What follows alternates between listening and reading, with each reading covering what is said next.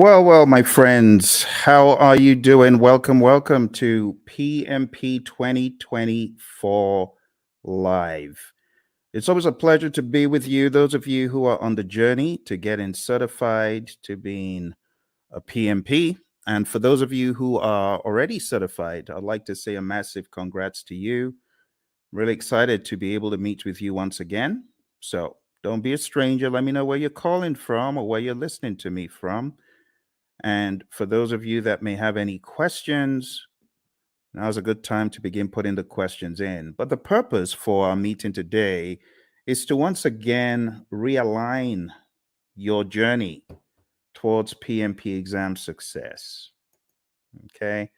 I know lots of you have plans to get certified in 2024, but it's important that you be focused on the right direction.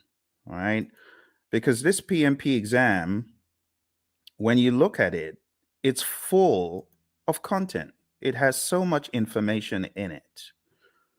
So you need to be focused, my friend. You need to be laser focused on what exactly you're doing at every step of the way. Now, the easiest way is this. Number one, understand Agile. Please understand Agile. I know there are lots of courses out there. They're very heavy in the predictive piece, but they're not heavy enough in the Agile piece. And therefore, when people get on the exam, they don't understand the questions. Let me be perfectly clear about the questions, how the questions are posed. The questions are going to ask you, you are a project manager. It will always tell you who you are. You're a project manager on a project. You're doing this, that, or the other. You encounter a situation. What should you do next? But not just that. In the answers, you very well could have a blend of agile and predictive answers. And it doesn't mean you should choose agile all the time or predictive all the time. It depends on the way the answer is crafted.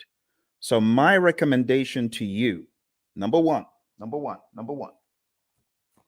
if you have this book called the Agile Practice Guide, read the book. If you've been for one of my courses and you have Agile book, this one, if you have Agile Principle Raw and Uncut, please read the book. In fact, I mean, you can see the relative size, right? This is great. This goes deep. This brings you into the discussion like from a layman's perspective. So if I were you, you can get this on Amazon. You can get this everywhere books are sold, pretty much this as well. So I would recommend, if you are weak in Agile, beef up your Agile understanding to the point where you know pretty much where the question is going, right? You got to know from an Agile perspective the values, the philosophies, the thought processes, like just vanilla flavored values. Know your values really well, right? Just know through this work, we've come to value individuals and interactions over processes and tools, working product over comprehensive documentation, customer collaboration over contract negotiation, responding to change over following a plan. And even though there's value in the items that we just kind of discredited, we value the items on the other side more. That's what you need to be thinking. Then you go over to the principles. Okay. So I'm going to walk you through a little bit of Agile tonight just to make sure you're on that wavelength. When I'm done with Agile, I'm going to tell you what next to do with Agile. And then I'm going to go into the predictive and then the hybrid. So this is probably going to take about an hour. We might be fortunate to get done quicker, but I want us to jump straight into the discussion because there's a lot for me to show you in this world of PMP. And this first piece is a slice from my course that I call Agile for Practitioners. My buddy Roy and I put this together, and it has helped PMPs across the world ace their PMP exam. So I'm just going to give you a quick little slice of Agile for Practitioners tonight. Let's jump straight into a few little introductions. So that's me. That's your buddy Phil. And I got certified in 2005. And since I got certified, I've been helping people across the world come from an engineering background. I'm one of those who escaped, who ran away and went into a different world of project management, trained many organizations, as you can see on the screen, many government entities, and so on. But let's jump straight into why agile. Why agile? I like this quote from Leon Meganson. It says, "It is not the strongest of the species that survives, nor the most intelligent, but the one most adaptable to change." It's all about adaptability, my friend, isn't it? You might recall on page 14 of the Agile Practice Guide, the Stacy model. Stacy model is a great representation of different spectrums where you can be either in an agile setting or in a more simple predictive setting. The summary is you don't have to be agile in practice every single project. For example, you don't have to use Scrum on every single project. You don't have to use Kanban on every single project. Imagine a nuclear plant shutdown. You can't do that saying, we're going to do everything entirely agile. Heaven forbid.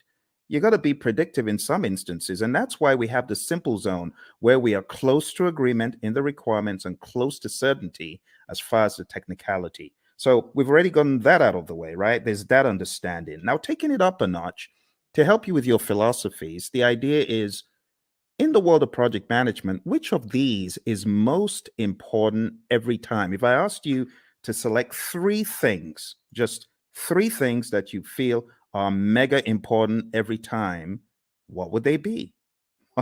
Would you choose time? I'm curious. Why don't you chat into me and say, "Hey Phil, this is what I think. This is what I think is most important on projects all the time." You want to try that? Go for it. Go for it. Go for it. Tell me, what do you think is hyper important? Three things, if you're going to choose three out of these. Any ideas? Is it schedule? Is it budget? Is it scope? Is it customer needs? Is it quality requirements? Or is it team satisfaction? Which three? Chat into me. I'm waiting for you, my friends. I'm waiting. I'm waiting. Come on, you're project managers, right? So you already know the answer to this, hopefully.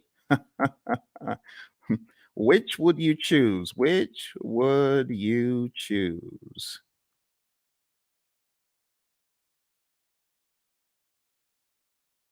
All right. Which would you choose? Everyone's trying to be all cute here. All right. Well, what I would choose is probably not the first one because delivering on schedule, if I don't deliver quality, is going to be frowned on. Don't you agree? If I delivered on schedule, but my customer is not happy, what good is that? Right?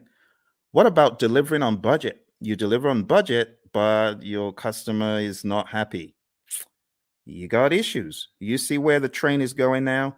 So, in order to answer this question, you need to ask, what about the customer? That needs to be actually one of the first things, but it's not the first thing that you think about.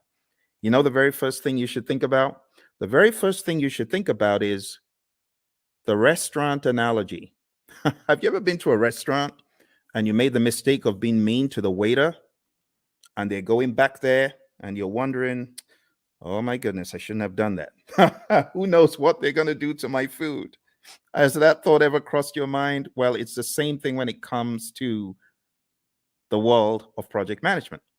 Because if you are not satisfying your team members, the likelihood is your customer may not be satisfied because the team may not put in their best. But if your team is satisfied, and I'm not talking salary now, I'm just talking being mindful and being empathetic and ensuring that the team has what they need. You know, the Agile Manifesto talks about giving the team the environment and support they need. When you do that, you're likely to have the team meeting quality requirements, delivering on budget, schedule, scope, and the customer is likely to be satisfied. All that good stuff. Okay, so the best answer to this, I don't know if you noticed, this said all plan scope. So you don't have that mindset of, oh, we have to deliver everything. In the world of Agile, no, that's not our mindset. Our mindset is we got to deliver value. It doesn't have to be all the scope. So I was looking for you to choose the bottom three. That's what I was looking for, just the bottom three: customer, quality, and team. Now, moving on to the next part where we're going to go pretty quick. This is what I was talking about, right? The Agile Manifesto values, which I've already covered, and then the Agile Manifesto principles. I'll just summarize them. Number one, customer obsession. Number two, welcome changes, even late, for the customer's benefit. Number three, deliver working product frequently. We want this to be shorter than 2 months because things change rapidly. You want feedback. You want to put it back into production. You want customer engagement. If it's far beyond 2 weeks, your customer may be disengaged. Number four, business people and developers working together daily. Number five, building projects around motivated individuals. I mean, that's common sense. No one wants to build a project around a demotivated team, right? Number six, face-to-face conversation. Now, this is very debatable because today everyone's on Teams, everyone is on Zoom.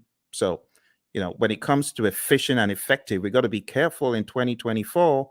But for the sake of your exam, just go with number six as it's written. Number seven, working product, the primary measure of progress. In the world of Agile, we don't do all those percent completes and statuses, right? In this world, Agile processes promote sustainable development. I call number eight, don't kill the team. The don't kill the team principle. Number nine, continuous attention to technical excellence and good design enhances agility. Number 10, keep it simple, sir. Keep it simple, sister. Number 11, the best architectures, requirements, and designs emerge from self-organizing team. Just leave the team alone. Let them do their stuff. You hired adults. You hired experts. They'll get it done better than when they were meddled with. And number 12, at regular intervals, the team reflects on how to become more effective. They tune and adjust their behavior accordingly. Doesn't always have to be the retrospective. This could be just a way of life, a day-to-day philosophy. And that's the Agile Manifesto. You do really need to know this well before you exam, okay? Now, let's go a step further. There is one more thing in the world of Agile that I like showing, and that is a difference between the predictive thinking, which is encapsulated on the screen right here. You can see in the traditional world, scope is fixed. But in the world of Agile, what happens? We flip the triangle on its head, and scope is now flexible, right? What is fixed is we have a fixed time box, that's schedule, and then we have a fixed budget, team size. So don't forget these core things about the world of Agile.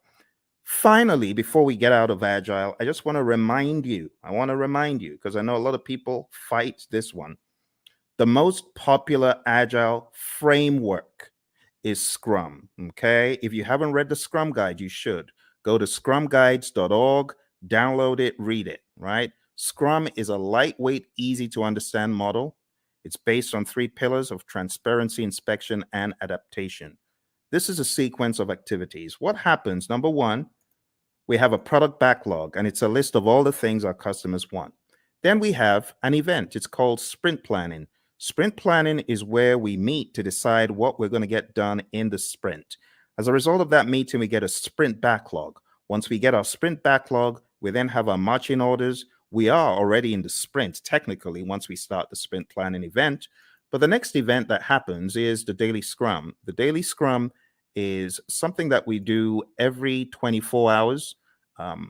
Don't say, oh, we do a weekly daily scrum. No, that's not a daily scrum. It has to be daily.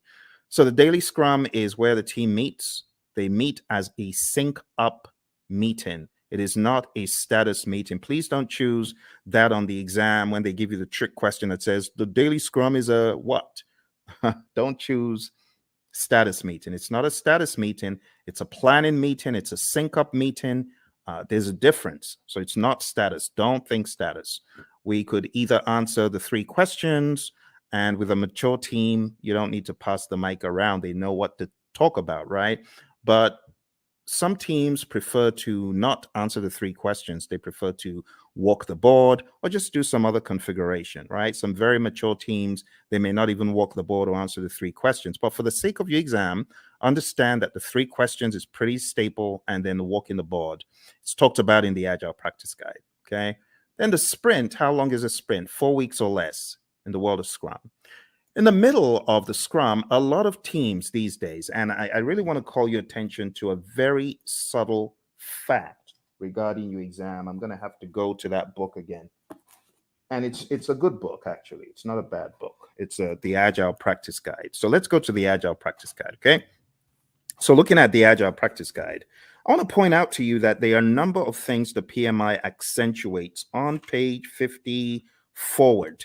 Okay, so you do need to read PMI's account, because in the Scrum Guide, you don't have any talk about the event called backlog refinement. In fact, in the Scrum Guide, it's looked at as everyday life for the product owner. But in the Agile Practice Guide, it is called out specifically on page 52 in the Agile Practice Guide. And it just reads, in iteration-based Agile, the product owner often works with a team to prepare some stories for the upcoming iteration during one or more sessions in the middle of the iteration, okay? So this account is about 2 paragraphs, but you don't find this in the Scrum Guide. You should pay attention to backlog refinement. You should pay attention to PMI's account of Agile, PMI's account of all things that are on the exam, okay? So even though backlog refinement in this image I've graded because it's optional, you should, as a PMP candidate, be aware that PMI has 2 full paragraphs. It says there is no consensus on how long the refinement should be. There's a continuum of just-in-time refinement for flow-based Agile. The team takes the next card off the to-do column and discusses it. And then it says many iteration-based Agile teams use the time-boxed 1-hour discussion midway through a 2-week iteration. And that's exactly what I'm depicting on the screen. This is midway through the iteration. The team takes some time out. They do the backlog refinement. They go through the whole idea behind the INVEST acronym. Now, this is not a place for us to debate whether it is good or bad, because I have some of the Agile zealots who hate the INVEST acronym. Don't listen to them. What do I mean by the INVEST acronym? Independent, negotiable, valuable or vertical, estimable, small enough to fit within a sprint, and testable. You want to make sure that your backlog items are indeed ready. Okay, like I said, various schools of thought are against the INVEST acronym.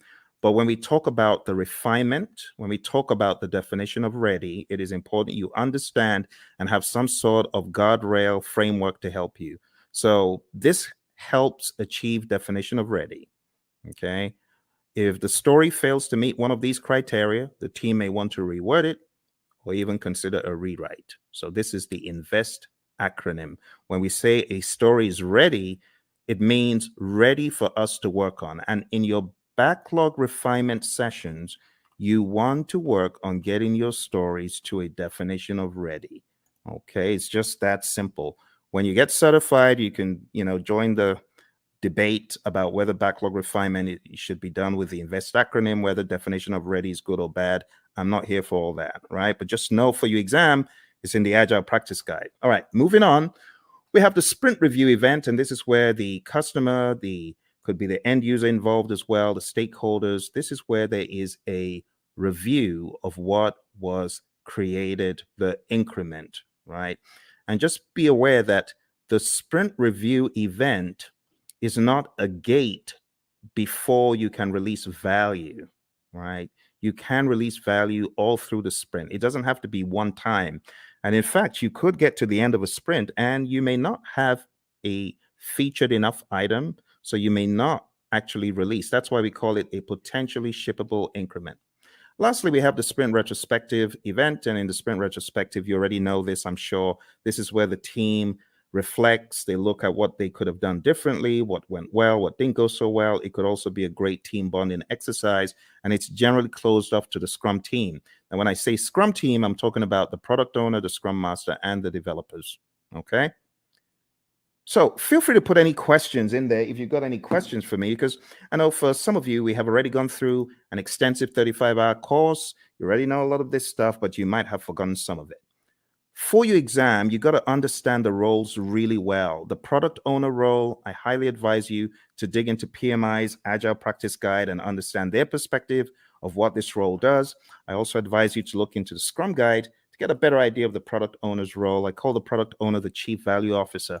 Also understand what the Scrum Master does. The Scrum Master is a coach, not just a coach for the immediate team, but also a coach for the entire organization. This is someone who should be a champion in my mind for Agile and someone who should be making change on a grander scale. When you get into the nitty-gritty of your exam, you do need to know the 5 events. So the sprint, understand that in the world of Scrum, it's 4 weeks or less. Understand what sprint planning is all about. As I said, one of the things you should do before coming into sprint planning is you should have done some backlog refinement. So all your time isn't going on breaking down those huge monster epics or just realizing what exactly the customer was asking for all along. This is where the product owner needs to wear the hat of Chief Value Officer, understand what should have come next. And when you get into sprint planning, it's generally going to go a lot smoother. The daily scrum, as far as this is concerned, the 15 minutes is pretty standard. It's non-negotiable for your exam. Just know that 15 minutes is a time box. When it comes to backlog refinement, like I said, we want our stories or our requests to be sprint ready. Again, in industry, there's the debate of, well, stories aren't needed in Scrum. They're not in the Scrum Guide. Yes, but for your exam, understand what stories are. I have to say these things because the landscape of Agile is changing very rapidly. When it comes to the sprint review, it's showcasing working product to the stakeholders. It's important that we don't relegate it to just a mere demo, but we see this as a working meeting. We can use this meeting to discuss metrics, what was not done and why. Delivery team demos the working product. The customers may even test it out. Physical products. We have a client of ours who had this physical autonomous vehicle, and customers could get to actually test out such things in a demo. All right. And then the retrospective, like I said, it should be a safe space. You want to understand what worked well, what didn't work well, and you could have some items that you take back to put into the product backlog for the next sprint so that you can improve on those items. But this is not mandatory. It used to be, but it's not mandatory anymore. Okay, a few quick memory joggers. A list of some of the long list of requirements, only those to be done in a sprint. Okay, I'm going to move very quickly. So these are just joggers for your memory, right? Since it says some, it is not talking about the all-encompassing product backlog. This is just talking about the sprint backlog. What about this one? The product backlog is prioritized and owned by whom? Okay, I've already given you the answer to this earlier on. So this is talking about the Chief Value Officer, aka product owner. All right, how about this one? The first event of a sprint is what? Okay, if you were listening in the beginning, you would have gotten that it's the sprint planning event. All right, let's go to the next one. The average length of a sprint used in most firms. If you use the world of Agile philosophies in your firm, you probably know the answer to this one. All right, so the best answer to this, my friends, is not the 1 month. I said 4 weeks or less, but in industry, the sweet spot is 2 weeks. All right, let's move on to the next one. The end result of the sprint is known as what? What do you call the end result of the sprint? All right, so I've abbreviated it because I really want you to think. I really want you to be on your toes thinking about, okay, what are we talking about here? So here we're actually talking about the increment. Now, you can eliminate 1, but you're left with 3. It's definitely not the Project Management Institute. So the best answer that I would have expected you to choose is potentially shippable increment, PSI. Majorly because it may not be featured enough. All right, so PSI is the answer to that one. Okay, PSI. Okay. Next one, a daily scrum is what? What is a daily scrum? Is a daily scrum a planning meeting, a status meeting, a phase gate, or resolution meeting? Hey, Lawan. Lawan, good to see you. Lawan is one of our PMP gurus. She's already certified. And Lawan's got some other certificates, haven't you, Lawan? So very nice to see you. Nice surprise. What are you working on now that you're a PMP? Tell me what you're working on. I'd love to know. All right. So the daily scrum, Lawan said it's A, and she's correct. It's a planning meeting. We don't want to think of it as a status meeting. That will be an immediate 0. So don't do that. All right. Next one, priming the backlog and preparing it for the next sprint through discussions and reprioritization actions is what?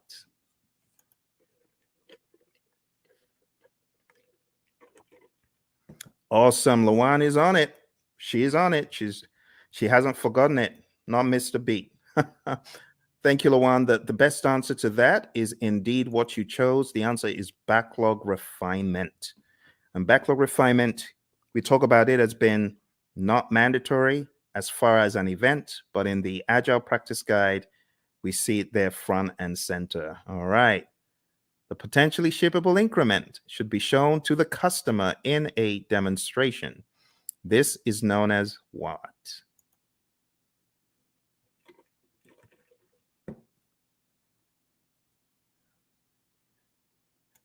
All right. So even though we call it a demonstration, it's not just that, but the best thing that we were looking for here is option C, sprint review. Now, again, just so you know, there's a lot of controversy in the world of Agile and Scrum when you call the sprint planning or sprint review or sprint retrospective a ceremony. You may get a wrist slap from some of the zealots. I don't care. Whatever. It is what it is. A lot of people call it ceremonies. A lot of people call them, other things, and that's it is what it is. Okay, Lawan. Lawan says she's working on her PSM. Awesome, Lawan. I know that you've already taken a lot of Ken Schwaber's PSM pre-test, so just keep doing that. And honestly, his site is probably the best place to be to just keep taking them over and over again, reading the Scrum Guide over and over again, and listen to our audio because we've got audio out there on our channel, as you know. But well done, and try your best to listen to the lessons learned that are out there. We got lessons learned from the PSM from our friend Darian and Cindy, who both got certified last year. So I would recommend listening to them. I am going to put a link in the chat right now so that you can go listen to that episode. You can go listen to that episode and get some wisdom from both of them. They both got certified less than a year ago for the PSM. All right, well, let's move on to the next one. The Scrum team should spend time in self-reflection and checking itself for optimization and improvements. This is known as what? Another very easy one.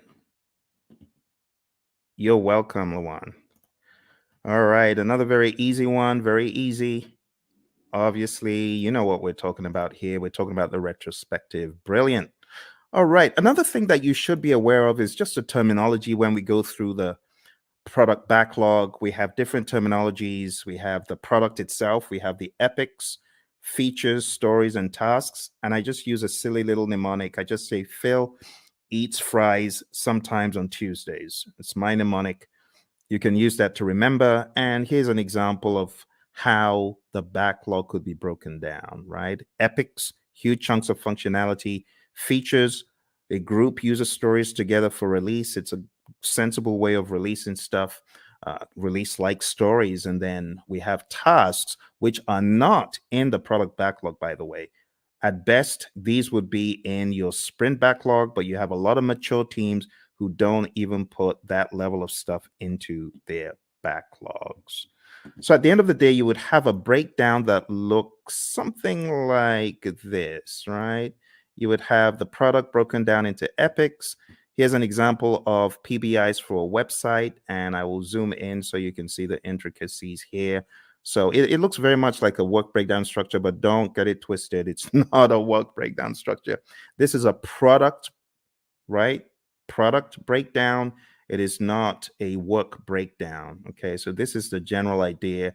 epics, features, stories. You can see we have the core website functionality broken down into the UI, and then that broken down progressively into more levels of detail until we get to a task level. Okay, and then here you can see the UX, content and user experience, broken down into smaller pieces as well. Those would be at the feature level, and these story level, ultimately the task level.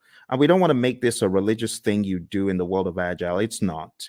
It's just logic on how you break down your backlog, right? So your product backlog, you have big boulders, big chunks. Here's the general idea. When you're working on your product backlog, it's like an iceberg, right? You got this big old iceberg at the bottom. You got to break the iceberg into smaller pieces. And those smaller pieces, that's what floats up to the top. And that's what gets done. If the product owner, of course, is thinking properly, that's what should happen first. Okay. The next big difference that I want to point out is the difference between the definition of ready, which we talked about earlier. Go listen to it if you didn't. And then the definition of done. Definition of done is an agreed upon set of items that must be completed before an increment is considered complete. Do not mix this up with the acceptance criteria at the back of the card. The acceptance criteria, of course, could be one of the items that we are looking to be complete, looking to have met the requirements. But at the end of the day, the definition of done is not just one thing, it's a number of things. And it's on a case by case basis, depending on your industry and depending on your unique situation. But just remember that the definition of ready and the definition of done are different things. What drives Agile is a concept of value delivery. So you want to make sure you're delivering value to your client. Value should be the number one thing. Another thing that we joke about in our class is the concept of food, because we know people love food. But imagine if you went to a five-star restaurant and you wanted the dessert and someone said, no, you can't have the dessert. You got to eat the greens. Well, as an adult, you can appreciate that. But what if you were a kid? You wouldn't. In the same token, our customers, they have things that are near and dear to them, like dessert. And we say, give them the value they want first. Don't withhold the value from them. Because they won't be happy if you withhold the value from them. If you gave them the value, then they understand you get them, right? You totally get them. So how do you order the backlog? The different ways of ordering the backlog, but one of the philosophies is to understand the concept of doing the big, hairy, audacious things first, right? The high risk, but high value. So always think, what is high risk? What is there a high risk and a high value on in this project? If there's a probability that you won't get a high value item done, that could be bad. So what should you do? This is just basic project management common sense. Do the riskiest stuff first. And if you do the riskiest stuff first, there's a likelihood that you will at least get them done. If you don't do the risky stuff first and you do it last and then you don't get it done and the time box is over or the number of iterations you promised is over, that's no good. So we often say high risk, high value first, low risk, high value next, low risk, low value next. And then why do you even want to do those in the top left quadrant? Why do you want to do high risk, low value? It doesn't make sense. There's so much risk in it. Low value, it could actually tank the entire project. All right. So we're not saying this is the only way to think, but we're saying start off by looking for the high value stuff and then look for the riskiest of the high value stuff. There are other instances where you could prioritize based on other items such as urgency, cost of delay, weighted shortest job first. There's so many things you could think about. So when we think about ordering the backlog, the job of the product owner is a rather interesting one because the product owner has to think so many things: revenue, demand, importance to end users, frequency of use, the risk of not having it, and so on and so forth. So as a product owner, your thinking always needs to be what is most important. Now, the product owner sometimes falls into the fire alarm trap, which is pandering to people who are shouting the loudest. That is not the way to do it. You want to use more sensible criteria like NPV, ROI, Moscow, and Kano, which are really just categorization techniques when you think about it. Weighted shortest job first could be another one, and the risk adjusted backlog, the concept of the risk adjusted backlog. So there's so many pieces that you need to master for your PMP exam, but ultimately, you're going to understand that Agile is front and center, because I cannot tell you how many people have cried, my Agile was so huge on the exam. I was not able to answer the questions quickly enough. It took me such a long time to read them and things like that. So you got to be ready. Scrum is definitely the big number one framework for the world of Agile for your exam. And then the number two framework that I would highly advise you to hone in on is Kanban. Just understanding how Kanban is structured, what it actually means when we say limit your WIP and why we say limit your WIP. Understand what a board could look like when you have the WIP limits up top there. Understand what it means when we say the lead time, the cycle time, and things such as that. And understand this concept, because while it may not be tested on the exam, it's good to have the Agile philosophy of there's a cost for delaying delivering value to your customer. If you're not delivering value quickly enough, then your customer could tank. Your customer could fall off the radar. Your customer could go out of business. So we want you to have that mindset, okay? And last but not least, I'll just say have a mentality of the shuhari, right? Alistair Coburn brought this into the world of Agile from the world of Aikido, and it's just a great philosophy to understand. You got to go through a period of blind obedience. So I remember when the PMI Phoenix chapter brought the whole CSM bandwagon to our chapter, and I was one of the people who jumped on it. And our trainer was receiving a lot of consternation. Tom Meller was receiving a lot of consternation from the PMPs because they felt, what is this? This doesn't make sense. Why should we do this? Don't criticize our project management and things such as that. But blind obedience is best. Honestly, if you're coming into the world of Agile, just leave all your predictive stuff at the door, because I was in the world of predictive for eons, but I had to embrace, as they say in the military, embrace the suck. I had to embrace what Agile was bringing, the change in mindset. And not until I embraced it and I went fully in did I fully get it. So the blind obedience stage is really important. After the blind obedience, you get to the heart stage, consciously moving away from the rules, detaching, breaking free. And when you have done this for a period, you now understand the why, and you are just on autopilot Agile when you get to the restage. You're unconsciously finding an individual path to go beyond or transcend. So, my friends, for your exam, this is the first piece that I wanted to introduce to you because Agile is big. It's really big. Now, if you haven't already realized, your exam is going to be based on people, process, and business. And people, process, business could cut across the world of Agile, or it could also cut across the world of predictive. Yes. And that is why I should not say the 12 principles. 12 principles are important. That's in PMBOK 7. So let me just get the 12 principles out of the way for a quick second. 12 principles. Let's talk about that. So for those of you that haven't read about the 12 principles, I want you to download a PMI PDF. I'm going to try to put that PDF in the comments below.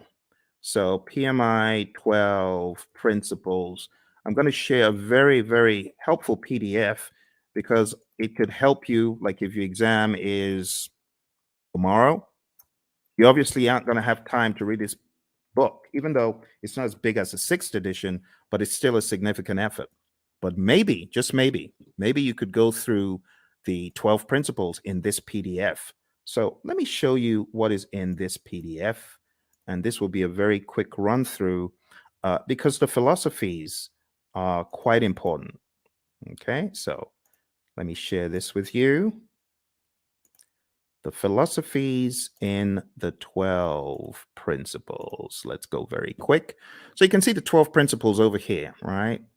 You can see stewardship, team, stakeholders, value, and so on. Let's start from stewardship. Going all the way back to stewardship. So this just says you've got to be a diligent, respectful, and caring steward. All of those things there are extracted from the PMBOK 7th edition, and this is kind of like the most significant part of the book in my mind. So if you open up the PMBOK Guide 7th edition and you go to page 24, okay, I want to make it very clear, very clear. Okay, here, this is it. This is it. I know it looks transparent, but this is it. PMBOK 7th edition. So if you go to PMBOK Guide 7th edition and you go to page 24, it says, be a diligent, respectful, and caring steward. And that's what you see here, stewardship. Stewardship includes integrity, care, trustworthiness, and compliance. And the summary is this: act responsibly to carry out activities with integrity, care, and trustworthiness while maintaining compliance. And that's it. Let's go to the second one. Number 2, team. So if you follow me to the next one, page 28, it just says project teams are made of individuals who wield diverse skills. And the summary is create a collaborative project team environment. That's the summary. All right. Next, we go to stakeholders. And the principle about stakeholders is one of collaboration. It just says effectively engage with stakeholders. Number 4, value. I've already talked about value today, and this just espouses that same idea. Focus on value. If it's not valuable, don't do it. Continually evaluate and adjust project alignment to business objectives and intended benefits and value. Systems thinking. Always see the big picture. It says recognize, evaluate, and respond to system interactions. That's that one. Going over to leadership. Leadership is all about being bold, taking those leadership decisions, making them. It says demonstrate and adapt leadership behaviors to support individual and team needs. So here, I would say definitely know the Hersey-Blanchard model, the 5 stages of team development, things like McGregor's theory, Herzberg, Vroom, McClelland, all those, you should have an idea about those. But understand that leadership is all about influence. There's a difference between leadership and authority. You got to know that, okay? Even in the power interest grid versus the influence impact grid, there's a difference between power, authority, and influence leadership, okay? You got to remember that. So demonstrate leadership behaviors. Moving on to tailoring. Tailoring, it says tailor based on context. The summary is you cannot throw the entire PMBOK guide or guides or process group or practice guide at every single project. All right, next one is quality. It says build quality into processes and deliverables. You got to think quality. It says maintain a focus on quality that produces deliverables that meet project objectives and align to the needs, uses, and acceptance requirements set forth by relevant stakeholders. Let's move on to complexity. Complexity, it says navigate complexity. The best way to navigate complexity is to understand the dimensions in it. The dimensions, human behavior, system behavior, uncertainty itself, and ambiguity, and technological innovation. There's a difference between these two. So let me go over these on page 51 very quick for you. Ambiguity is a state of being unclear. It says of not knowing what to expect or how to comprehend a situation. Then it says uncertainty is a lack of understanding and awareness of issues, events, paths to follow, or solutions. The summary is this. PMI is saying complexity is a characteristic of a project, and you as a project manager, you need to know how to manage it. How do you manage complexity? Let me take you back in time to the Stacy complexity model. Remember? Now, how did we say we would work on complexity? We're going to break things down into smaller pieces, do things in iteration. Sounds like agile, right? Because that's what we're talking about. All right, number 10, optimize risk responses. It says continually evaluate exposure to risks, both opportunities and threats, to maximize positive impacts and minimize negative impacts to the project and its outcomes. Number 11, embrace adaptability and resiliency. It says build adaptability and resiliency into the organizations and the project team's approaches. It says most projects encounter challenges or obstacles at some stage. The combined attributes of adaptability and resiliency in the project team's approach to a project help the project accommodate impacts and thrive. Adaptability refers to the ability to respond to changing conditions. Resiliency consists of 2 components: the ability to absorb impacts and the ability to recover quickly from setback or failure. Last but not least, we have number 12, one of my favorites, and this says enable change to achieve the envisioned future state. It says prepare those impacted for the adoption and sustainment of new and different behaviors and processes required for the transition from the current state to the intended future state. Here's the deal, my friends. If you're ever going through change, just remember that people are different. Some people cannot absorb change very well, and others can. So you must approach it from a humanistic standpoint. You have to be empathetic. You have to understand the J curve, the way the J curve works. People are going to be in that valley of the J curve, pondering and wondering, how does this impact my life? They're going to be down in the dumps. So what the PMI advocates quite a lot is sense-making sessions. Don't forget the people. All right, and that's pretty much it for PMBOK 7. For those of you who have been asking the question, Phil, does that mean I need to just read the entire PMBOK 7? I've told you, listen to what I'm telling you. Read, I've given you one PDF. Can I give you one more PDF from the PMI? Let me give you one more PDF from the PMI. I'm going to give you the domains PDF because I know some of you, you're still wondering, but what about the domains? I need to know the domains. Okay, I'll show you the domains. You want domains? We'll go to domains tonight. I'll show you.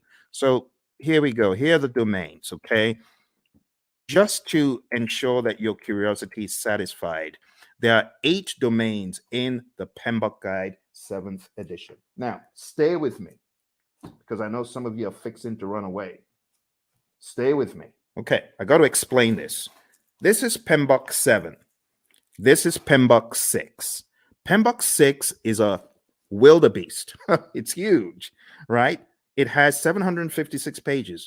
This one, on the other hand, has 300 and something pages. However, when it comes to predictive project management, this does not do a good enough job, which is why the PMI have included in their library something called Process Groups of Practice Guide. And that took from the now out of publication 6th edition, and they put together Process Groups of Practice Guide to walk people through the knowledges and process groups. Because, should I just be honest? People ain't buying the domains. People are like, we've known the process groups and knowledge areas for the past 2.5 decades. Why are you giving us? It reminds me of the Israelites. Why are you giving us this stuff to eat? Why are you giving us why are you giving us PMBOK 7 to eat? So let me show you the summary, okay? Let me show you the summary. Here is the domains, okay? I've put the domains in the chat. Now let's share the domains very quick. Now, I'm going to read for you from the PMBOK Guide 7th edition, and hopefully you will not ask me this ever again because I feel it's not a very good use of our time, but I know some of you are curious. So let's go to page 7. And another thing about this book is it has 2 sets of pages. You have page 1 in the side where you have the principles, and then you have another page 1 where you have the domains. But let's talk about the domains. Listen carefully. It says, a project performance domain is a group of related activities. That's the difference. It did not say a group of processes. You get it? A group of related activities that are critical for the effective delivery of project outcomes. Project performance domains are interactive, interrelated, and interdependent areas of focus that work in unison to achieve desired project outcomes. There are 8 project performance domains. Number 1, stakeholders. Number 2, team. Number 3, development approach and lifecycle. Number 4, planning. Number 5, project work. Number 6, delivery. Number 7, measurement. And number 8, uncertainty. Let's go through them hyper quick. Stakeholders is all about your care for your stakeholders, understanding that you need to effectively interact with them. In other words, you need to manage their engagement. The team domain is all about caring for the team, team health, and team optimization. Development approach and life cycle is all about selecting the right development approach. Is it going to be agile? Is it going to be predictive? Is it going to be incremental? Is it going to be agile? And then going down into the smaller silos, is it going to be Scrum? Is it going to be Kanban? Is it going to be TDD? Is it going to be ATDD that we use here, right? And so on and so forth. Planning is all about planning the project. It's that simple. Project work, as it says here, addresses activities and functions associated with establishing project processes, managing physical resources, and fostering a learning environment. Watch this. Project work is associated with establishing the processes and performing the work. Boom, performing the work. That's the direct and manage project work process and everything connected to it. So just think executing. The next one is delivery. This just makes sense. You create a product, service, result, feature, function. It needs to be delivered. And that's what you're doing in the delivery performance domain. It addresses activities and functions associated with delivering the scope and quality. You see those two? Scope management, quality management. I told you you were not missing anything. That's what these domains are all about. The next one is measurement. Now, this one, I must say, is a worthwhile inclusion in the dialogue, because a lot of times you have individuals who are measuring stuff and their measurements are probably not sensible. For example, a company my buddy Roy worked with, the company said to the testers, we're going to reward you if you find bugs. The more bugs you find, the more rewards you get. So these people aren't stupid. Of course, they had friends who were developers. So the developers started cranking out some soft bugs, not really malicious bad bugs, just soft bugs that will get their buddies a reward. What a ridiculous metric to measure. So don't measure the wrong thing. That's what this is telling us. Measure sensibly, and also be aware of the vanity metrics phenom. Don't fall into the trap of vanity metrics. Actually, the PMI has a very good breakdown of why you should be very particular about metrics. It says on page 96, we have leading indicators and lagging indicators. So be aware of what you're measuring. Is it a leading indicator predicting changes or trends, right? Leading. In other words, the metric is smart. The metric tells you what is about to happen before it does. Or we have lagging indicators. Now, lagging indicators, I'm not saying they're dumb, but they measure deliverables or events after the fact. Okay, so leading indicators, that's your magic right there. Lagging indicators, not bad. They're still helpful, but it's after the fact. And it says what to measure. You got all sorts of things on page 98, which is a good breakdown of what to measure. We go into the concept of baselines, business value, net promoter score, mood chart. I would highly advise at least understand some of the basic metrics in project management just in case they come up on your exam. So benefit cost ratio or cost benefit ratio, MPV, net promoter score, which is a measure of how happy your stakeholder is or willing to recommend your products or services to others, mood chart, and what else? That's pretty much it. There's some very good stuff here. So if there's one of the domains that I am excited about, I think it's this one. This is definitely value to the project management narrative. On page 112, we have my favorite, the vanity metric, a measure that shows data but does not provide useful information for making decisions. Has someone ever told you to gather data and measure stuff that is just worthless? You know, for example, measuring page views of a website is not as useful as measuring the number of new viewers, because you could have had one viewer go in there 1,000 times, if you get what I mean. So just that whole idea is what we talk about in the measurement domain. Last but not least, we have the uncertainty domain. And it just says projects exist in environments with varying degrees of uncertainty. In that vein, the project manager needs to have a plan, a mousetrap for how to measure the usual suspects. There are 5 of them: uncertainty, a lack of understanding and awareness of issues; ambiguity, a state of being unclear; complexity, a characteristic of a program or project or its environment that is difficult to manage due to human behavior, system behavior, and ambiguity; volatility; and then risk. And honestly, that's it. That's it for your 8 domains. We don't really have to go any further. It would be a waste of time. Now, if you have any questions, I would love to answer your questions. We're going to be hitting about an hour very soon. But before we jump off the call today, there's one more thing that will be in order. And what I want to do next is just talk about the deeper world, the deeper world of project management by going into, it's the grid. The grid, everyone's like, oh my goodness, not that again.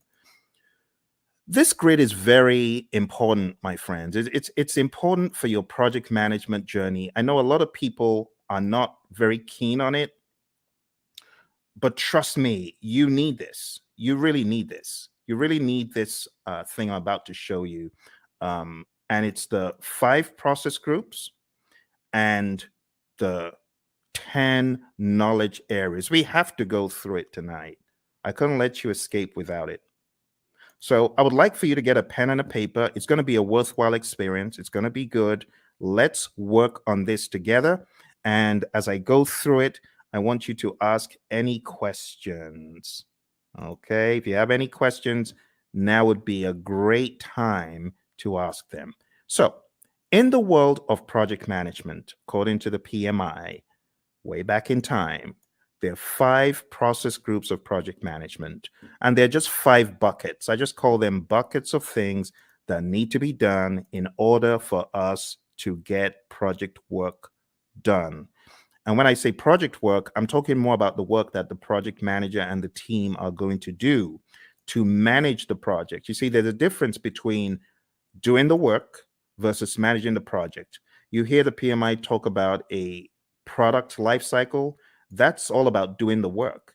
But then there's talk about a project management life cycle, which is really code for the process groups. So if you're taking this exam, what is going to help it become easy for you? I heard this again from one of our latest PMPs. Shout out to Lily, who got certified about 4 days ago. She said the same thing. This will help your exam.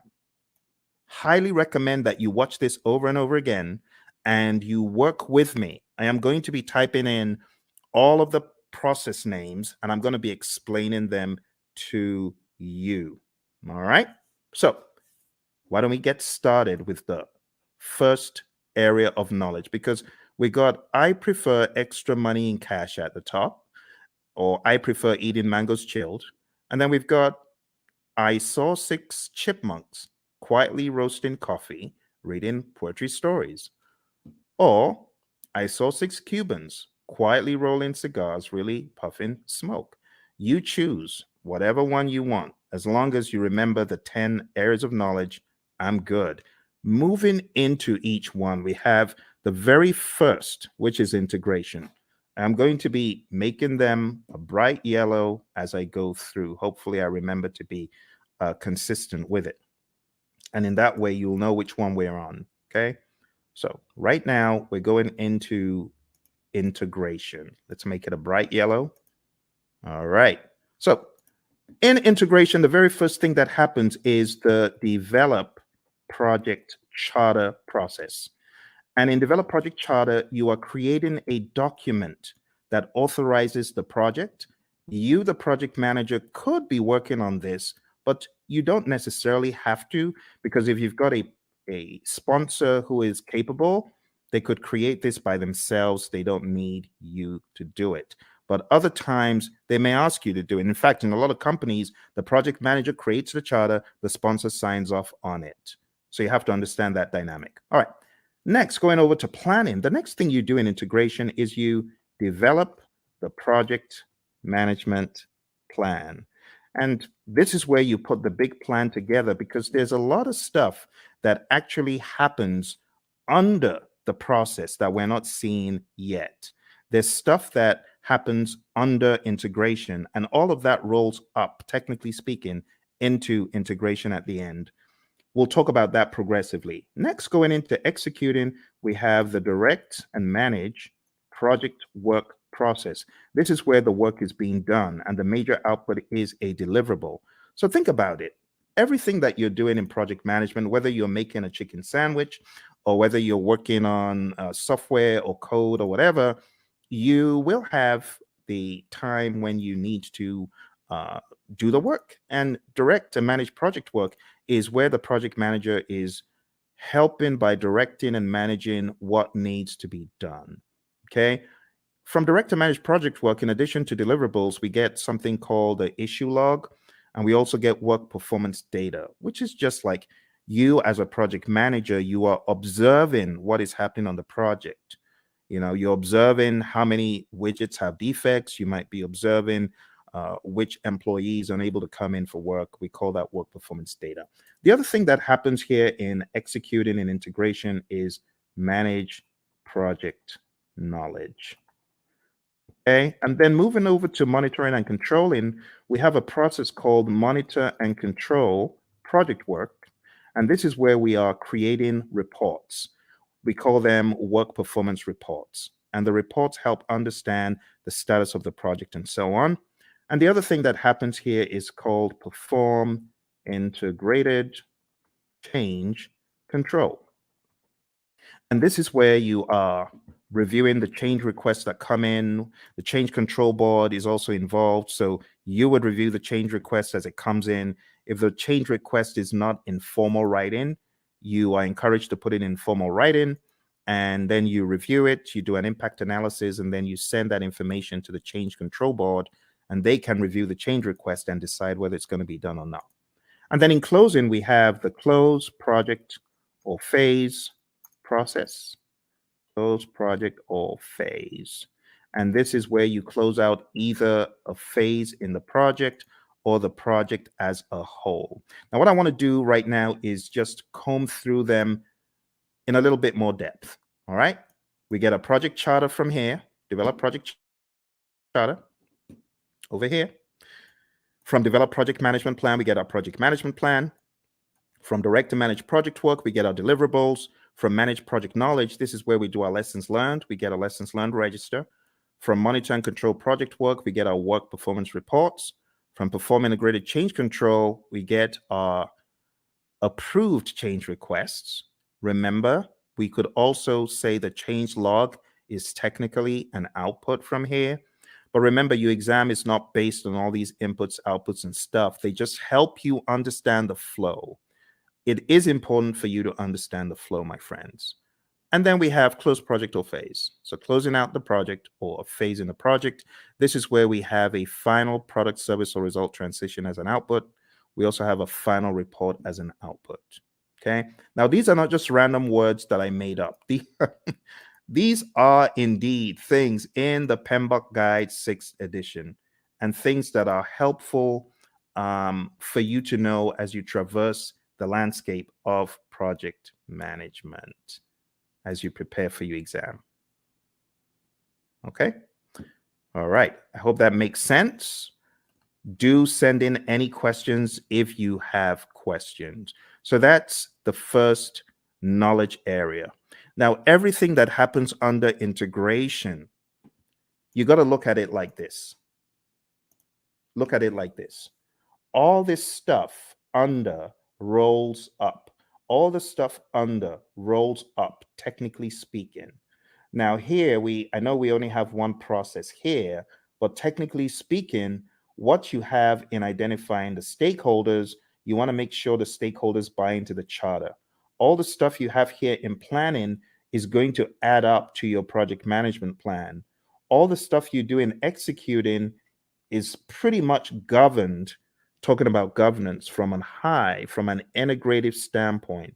Everything you do in monitoring and controlling is governed up here because all you're checking to see if you're going according to plan in all the knowledge areas is governed at a higher level in monitor and control project work. And close project or phase, it just has that. Okay. And that's the general high level idea. Now we're going to be going crazily quick. So I'm going to put the responsibility in your court to tell me to slow down or stop because I'm just going to go pedal to metal from here. Okay. All right. So draw along, follow along. It will be a good exercise. Going into planning, we have plan, scope, management as a process where we decide how to manage scope. Then we have collect requirements, where we are collecting all the requirements, functional requirements, business requirements, and so on.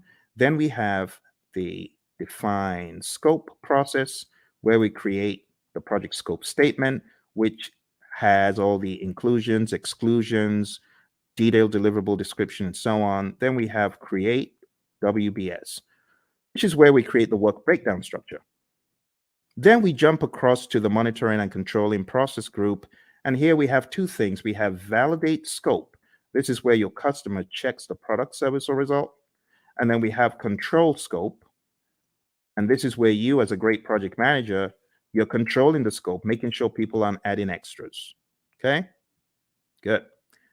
Let's move into schedule management. In schedule management, the first thing that we have here is plan schedule management. Plan schedule management is where you create a plan for how to develop and manage the schedule. Then we have define activities, where we list out the activities that need to be done. Sequence activities, where we put the activities in order of occurrence. And estimate activity durations, where we decide how long each activity will take. And then we have develop schedule, which takes everything into account. And voila, we have our final schedule, right? We also from here have our schedule baseline. Just to make sure you understand the difference, There's a difference between having a project schedule, which is a living, breathing schedule that you update just sensibly as a project manager, versus the schedule baseline, which is a particular version of the schedule etched in stone.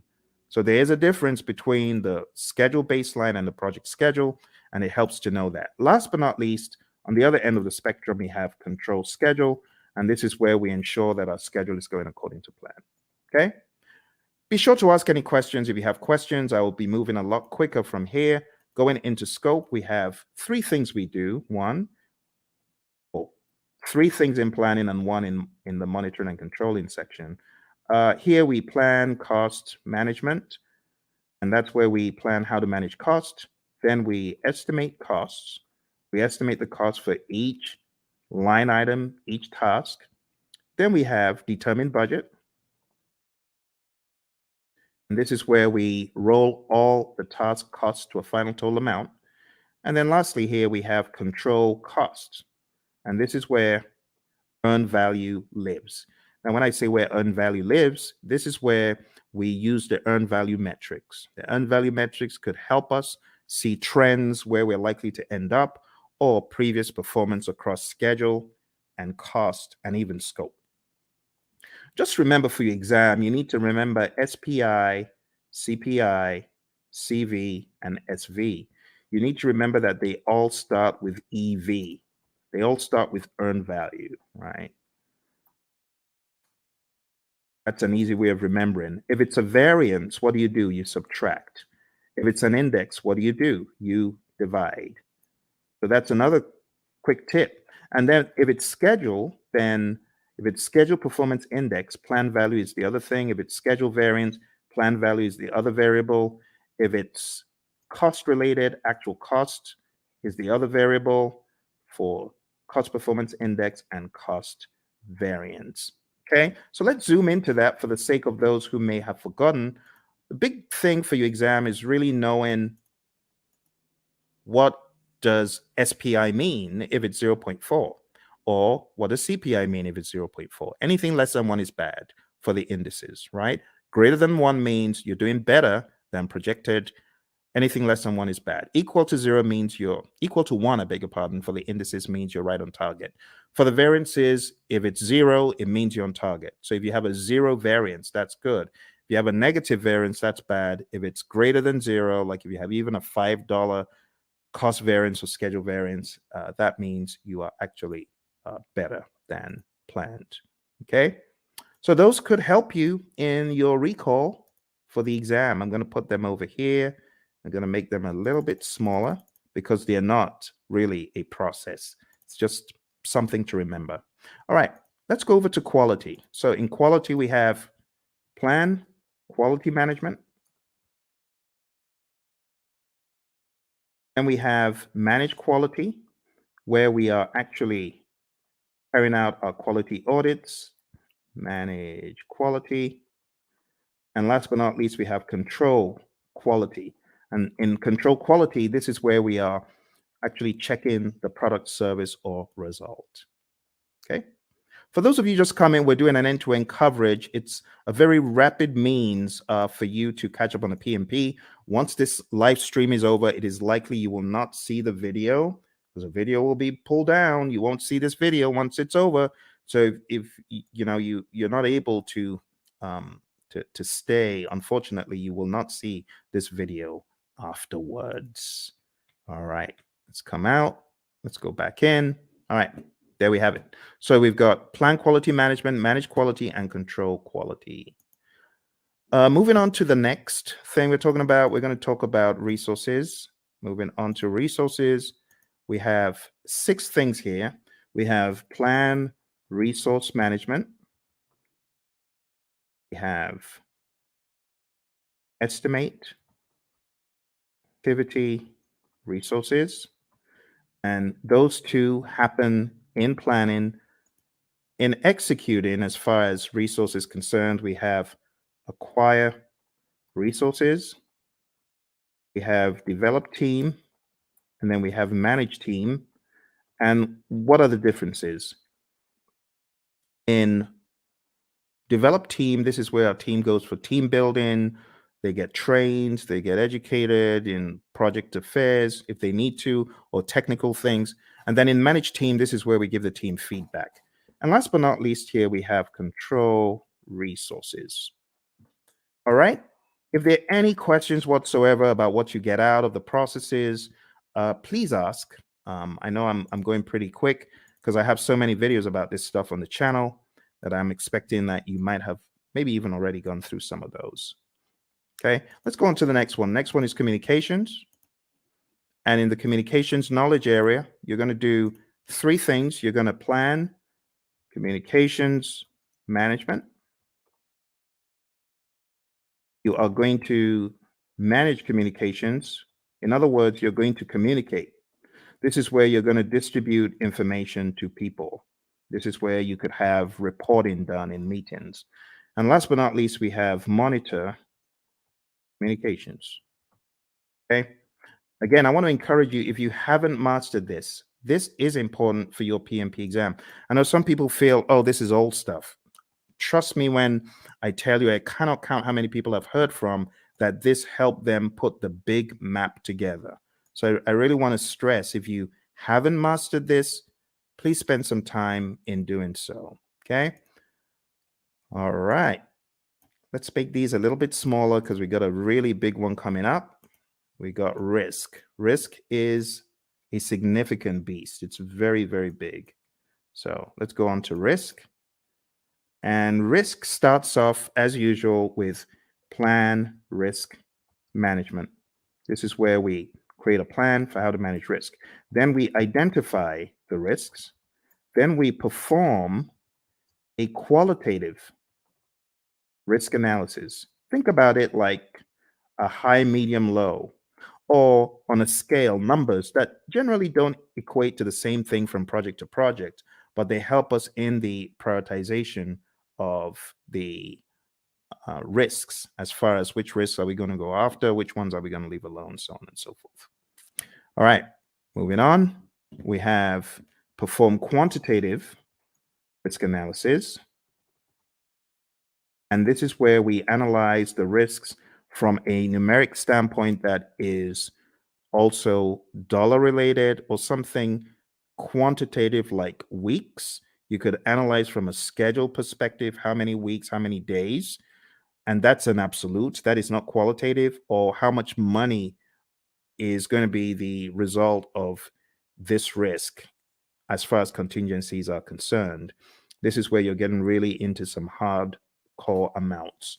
The next thing that happens is called plan risk responses. And then we jump across to executing, and then we implement those responses.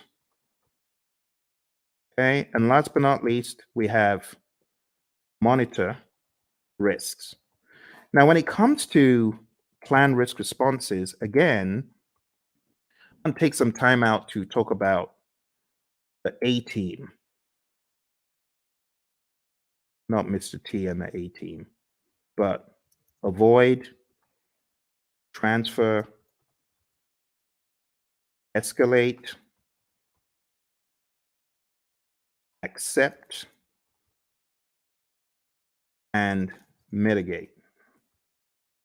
Okay, so these five are your approaches for negative risk or threats. We also have another five for positive risk or opportunities, and I'm just going to put them here sneakily. I know it shouldn't be there, but I'm going to put them there because I want to share them with you. I call it EASEE, easy, right? Easy. It just stands for exploit, accept, share, escalate, and enhance. You got to know these really well. Look on the channel because I have videos. Avoid.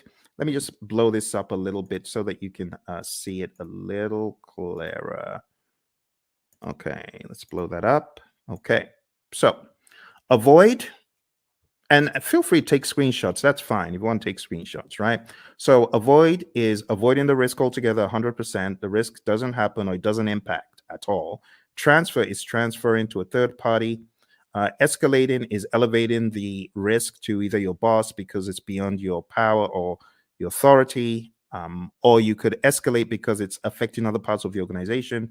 Accept is doing nothing. We have passive and active accept, and mitigate is reducing the probability or impact. On the side of the easy, which really should be here, but I'm just making this quick. The easy is for the positive risk. So you could exploit a risk that's 100%. That positive risk is going to happen, right? That's what we mean by exploit. 100% will happen. Accept is doing nothing. We have passive and active accept again. Sharing, again, same strategy as I said for transfer. You involve a third party. It could be a special purpose company. It could be a sister organization that you share the positive risk with.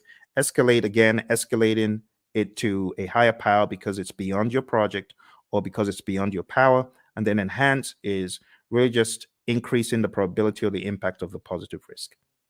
All right, so that's risk, my friends. We are going pretty quick here, and we are going to be done before you know it. Let me go back and share the last pieces of information because we have just 2 more knowledge areas. Aren't you amazed at how quick that has gone? You know, in some courses, the entire 1 week is spent on that. They spent 5 days taking you through what I'm showing you in minutes. That's why you need to come to my course. Come to my course. I'll do a lot of time optimization for you. You want to join my course, go to hpmexam.com or go to tinyurl.com/elite PMP, or tinyurl.com/elite CAPM. I'm going to put those links in the chat because I know some of you are like, how do I join your program, Phil?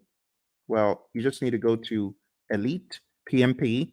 You can start studying with me tonight, like right away. You can start studying with me right now, because if you sign up there, you'll be able to join immediately. It's on Udemy, and costs 24 hours a day. You just decide when you want to join. And if you're getting ready for the CAPM exam and you're wondering how to get certified, you can join me on the Elite CAPM program as well. I'm going to put that in the link. Do that. Put that in the chat.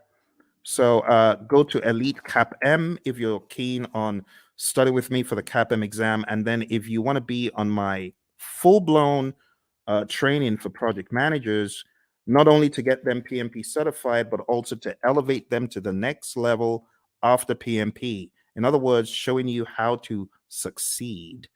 You can just jump into my program, which is called hpmexam.com PMP exam immersion. Let me put that in the chat as well for those of you who are curious, because I know some of you are feeling the training right now. You're like, my goodness, I just spent $2,000. I spent 10 times more. I got 10 times less in a different program. If that's you, I want you to smash that like button. Tell me if that's you. I want you to hit like. I want you to subscribe to the channel, and I actually need you to share it with your friends. Okay, that's what I need you to do. So if you want to study with me, do that. And if you're like, Phil, I ain't got a dime. I'm just trying to get by. Hey, that used to be me. That used to be me back in 05. I didn't have a dime. And that's why I've got you covered. I've got a free 30-hour program right here on YouTube. For those of you who are on YouTube, those of you who are on the other platforms, thank you for joining me from the other platforms. I see you. I see all of you across the platforms. So if that's you and you're like, Phil, I ain't got a dime, I got you covered. I'm going to put a link in the chat, and this is to my 30-hour free program, totally free. All you need to do is go on to pmp.pmradio.org, and I've got over 30 hours of free video. Free, totally free. No catch. The only thing I ask, though, if you really want to support the channel, because I know some of you you gained so much from the channel. Just go get the book, PMP Exam Immersion, right? The PMP Exam Immersion book, I'm going to show you tonight how to put everything together in context. And if you wanted to get this book, like download the book right away, you can. This book has the deep secrets to your PMP success because it puts everything together. It puts agile, predictive, hybrid, it weaves it all together. It's called PMP Exam Immersion, the book. So I know I have the course, but this is the book. And if you get the book on the link that I just shared, you'll actually be able to download a workbook. And the workbook has 100 of these crazy, what should a project manager do next kind of questions. So whatever the case, whether you can afford it or not, I got you covered. For those of you who say, Phil, I'm just, trying to survive here. That used to be me. So I got you covered. Don't worry. Just go to pm.pmradio.org, and you're gonna be extremely delighted when you see what I have in store for you guys and girls. Okay.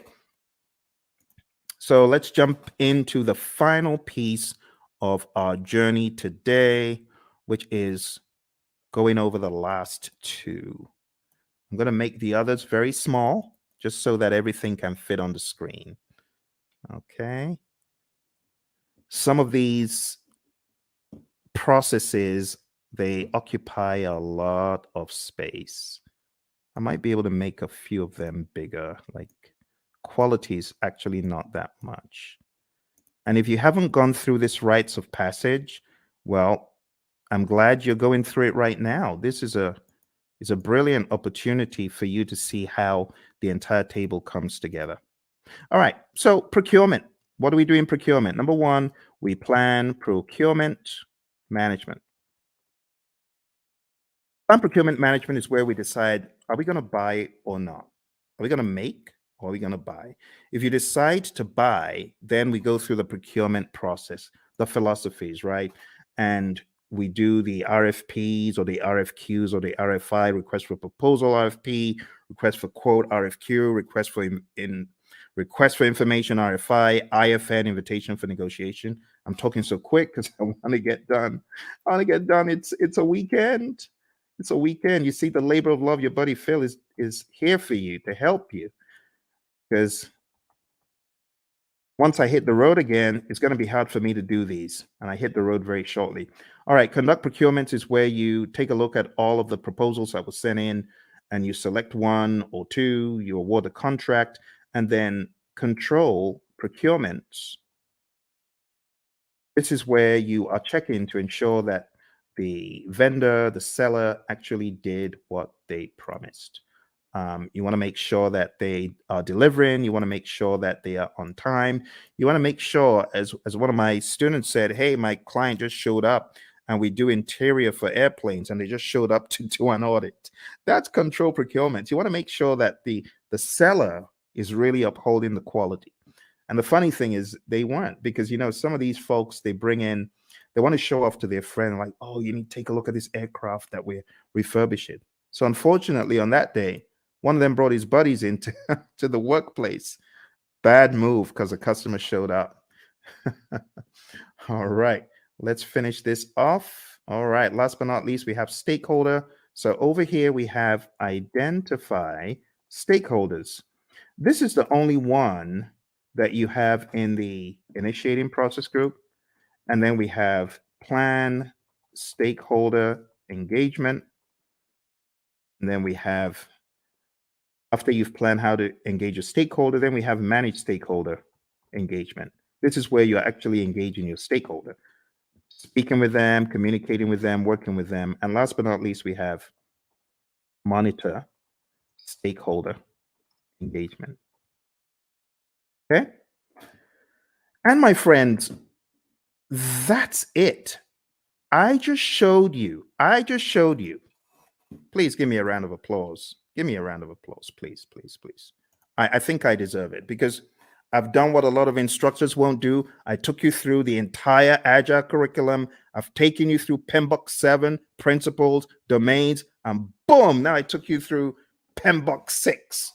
PMBOK 6. Do you know how much time that would have taken to go through these books alone? Do you know what that would have taken? We went through this, we went through this, and we went through this. All in 1.5 hours.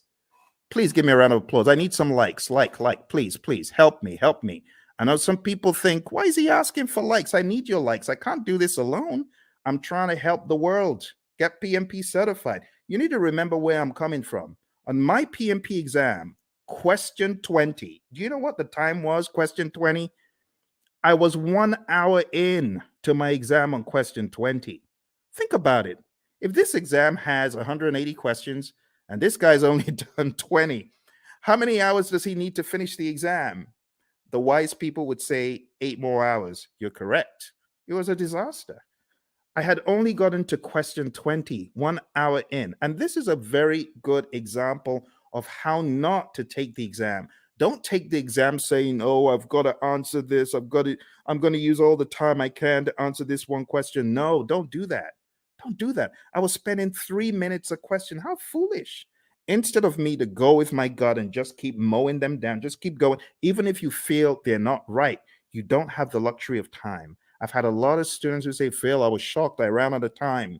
Normally, before I got into the exam, I was killing all of my mock exams. Of course, because the stakes are higher. Your brain is going to be working differently. You're going to be working differently. So don't try that stuff that you do at home on the real exam, okay? Which is why I say roll up your sleeves and go to a test center, smell the coffee. It'll kick in. It'll kick in. Just drink the coffee, but smell the coffee because you realize the stakes are high.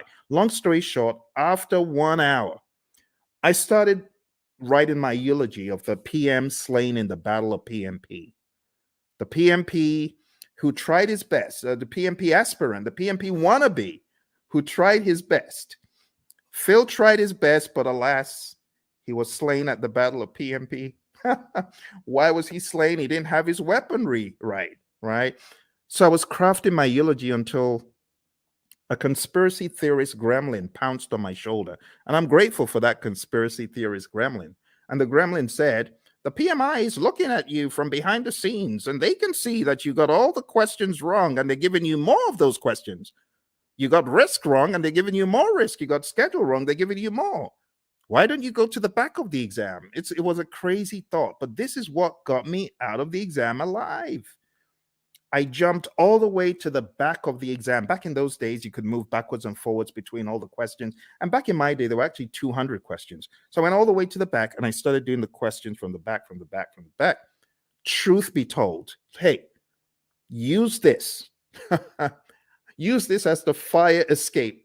For me, it was the fire escape. I started backwards and I realized the questions were easier from 200, 190, 180, 170, 160, 150, 140, and just kept doing the exam backwards. And it was easy. Then I got to a pocket of difficult questions. It's like these question writers are like fiends from the pit. They know where to grab you and they just, boom, dollop a boatload of hard questions. And it's like quicksand. Don't be moved by that. You can jump over the quicksand, or you could just do C, D, E, C, C, C, whatever the options are, but don't get stuck in the quicksand. I didn't get stuck in the quicksand. Kept mowing them down. I think I had a pocket of difficult ones in 120, kept going back around 70 something, difficult ones around 50. I didn't care. I was just mowing them down, doing my best. And then I got back to question 20.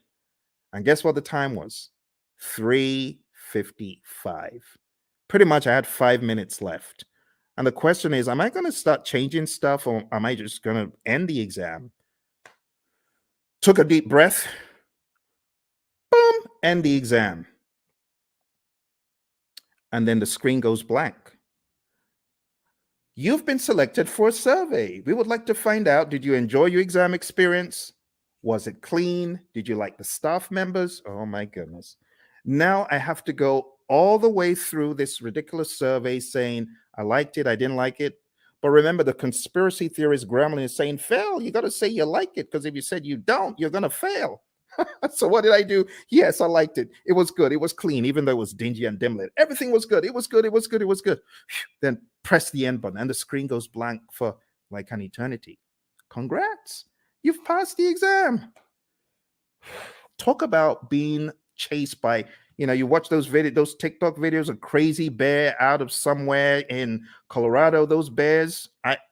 That was me. I felt like I had run from the crazy beast. And that's why I do what I do. Because when I came out of the exam, I promise that if I come out of the exam alive, as I'm writing this crazy exam called the PMP exam, I'm promising if I come out of this thing in one piece, two promises. Number one, I promise I'll never curse the PMI. I won't curse them as I always have been. And number two, I promise I'll tell everyone anything in the world that moves. I'll tell them this exam crazy. Crazy exam, crazy exam. That's why I say take no prisoners. Do everything you can before you find yourself in front of that computer monitor. Do everything you can. All right. Final thing we're going to talk about today, my friends. I'm going to show you the PMI's secret sauce for the PMP exam. They have a secret sauce for the exam, and that secret sauce is encapsulated in a document. And the document is simply called PMP Exam Content Outline. I'm going to put that in the link so that you can download it and read it. I'm showing you where all the treasure is buried tonight, my friends. You know, like I said, I'm hitting the road again. I don't know when next I'm going to be able to do this. It's going to be a while. Here we go. Here we go. That is the PMP exam content outline. And I'm going to go over the outline with you, but I'm not going to do it the usual way. I'm going to do it differently. I am going to do it very quickly by going through my special roadmap. It's a roadmap I created for the PMP. And it cuts off, I would say, about 10 hours. It cuts off 10 hours from the curriculum because it's very rapid and effective. Are you ready? Let's jump into it. Let's jump into it. Here we go. Here we go. For those of you that have been on since we started, thank you very much. I hope you're finding value from it. Your exam is going to have people. 42% of the exam is people, 50% is process, 8% is business. And then you can slice that across 50% agile and hybrid, 50% predictive. Okay? So what am I trying to say? I'm trying to tell you agile is a beast, a big old beast as big as predictive. Here's the breakdown one more time. See that? So pay close attention to the process domain, but don't forget, you could slice these into 21, 21 for people, 21 agile and hybrid, 21 predictive. For process, 25 agile and hybrid, 25 predictive. For business, 4% agile and hybrid, 4% predictive. That's the general idea. Okay. Let's go into the people domain very quickly, and I'll just try to wrap it all up. Okay. Number one, I have changed the order from what is in the outline that I sent you. In the outline, it starts off with manage conflict, and then it goes into lead a team and so on. But I'm changing it because I want you to get the flow. The flow doesn't make sense in the outline. I want you to get more of the flow from a time perspective. So number one, what I want you to think about first is building a team.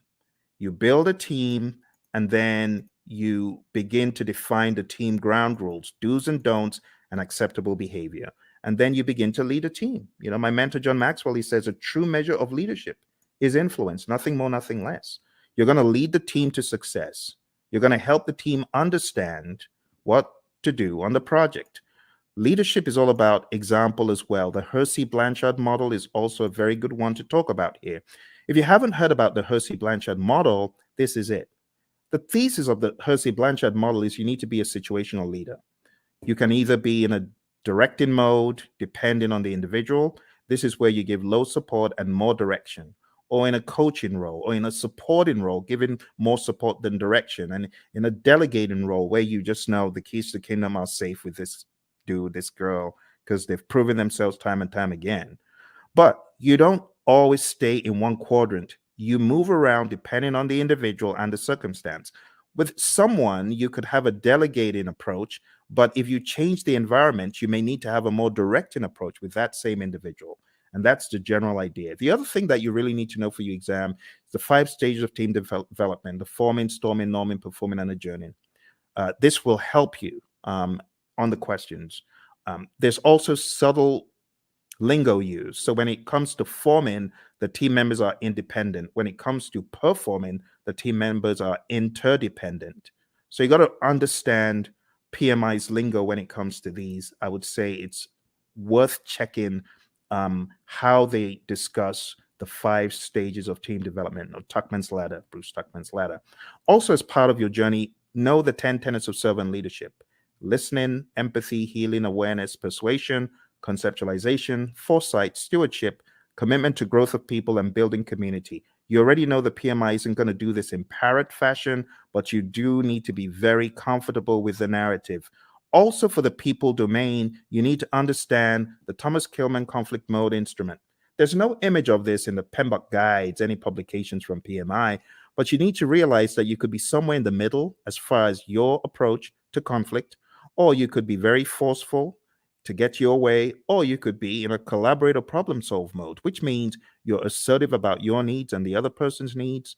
You could be in the avoid or withdraw mode, or you could be in the accommodate or smooth mode. The accommodate or smooth means you're more focused on the person's needs than yours. Avoid or withdraw means you don't care about yours or the other person's needs. You just want to escape. And that's okay. But avoid or withdraw is not the end. You could be back. You could be back with some additional backup. It depends. Okay. So there they are again. The Thomas Kilmann conflict mode instrument, PMBOK 6, page 349. If you're in PMBOK 7, it's talked about differently. It's kind of wonky because it kind of went off something else instead of sticking to the Thomas Kilmann conflict mode instrument itself. This is what I would recommend, though, for your exam prep. Okay. So going back, we've talked about 6, 12, and 2.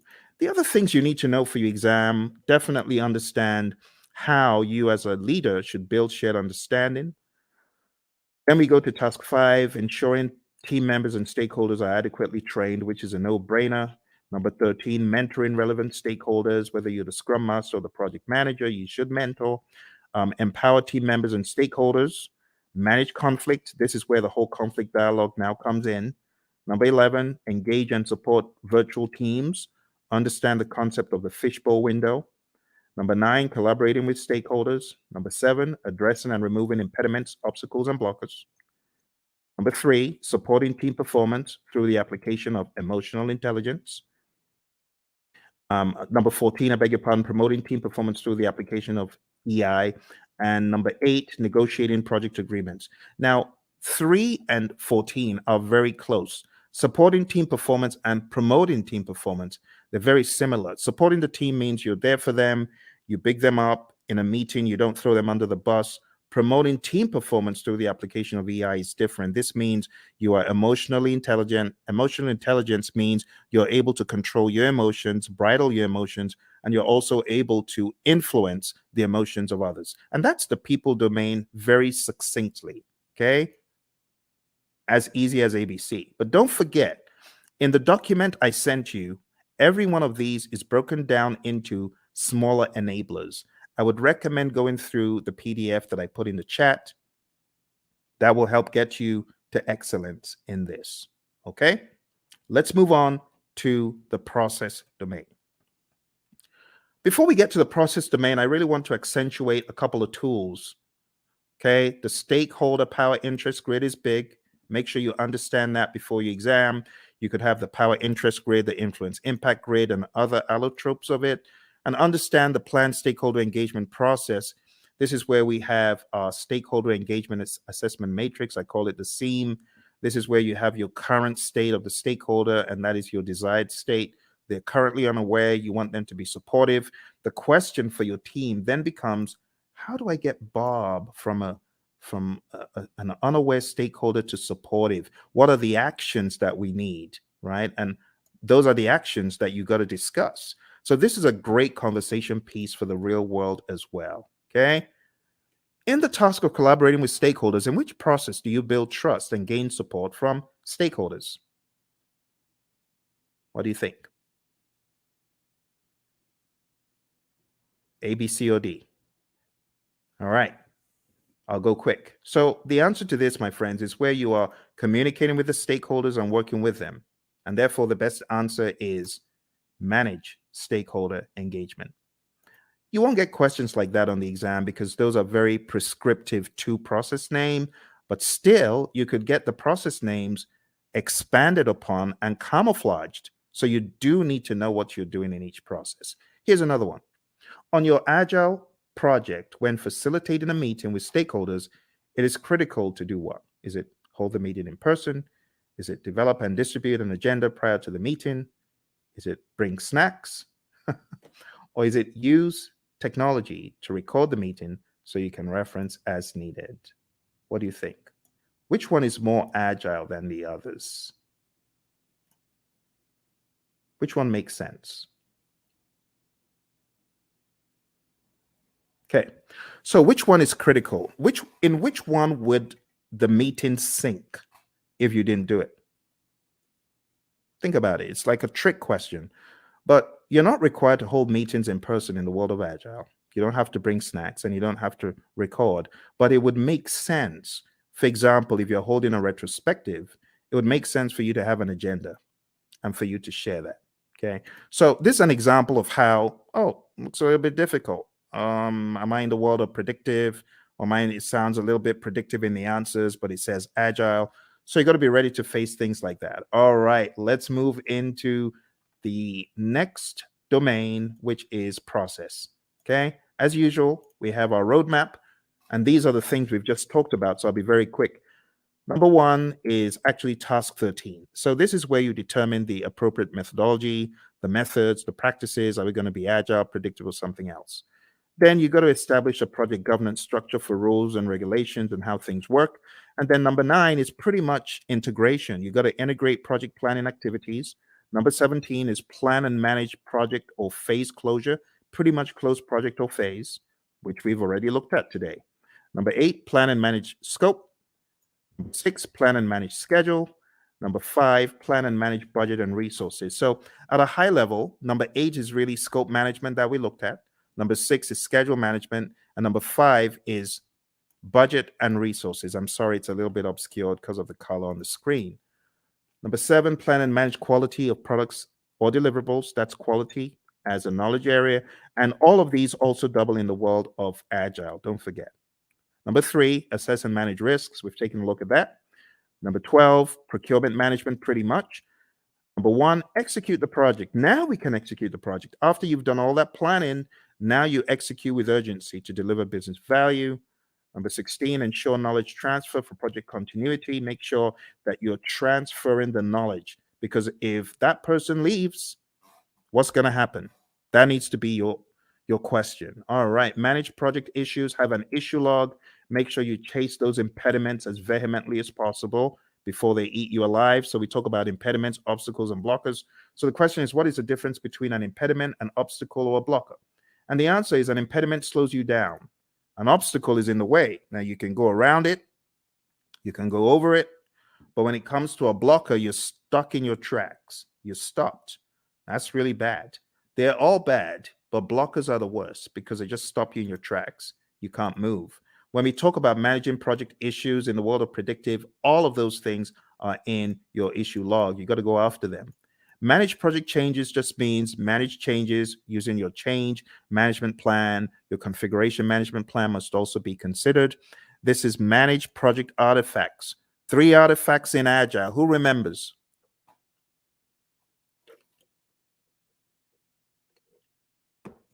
I'm getting some crickets. 3 artifacts we talked about. Does anyone remember?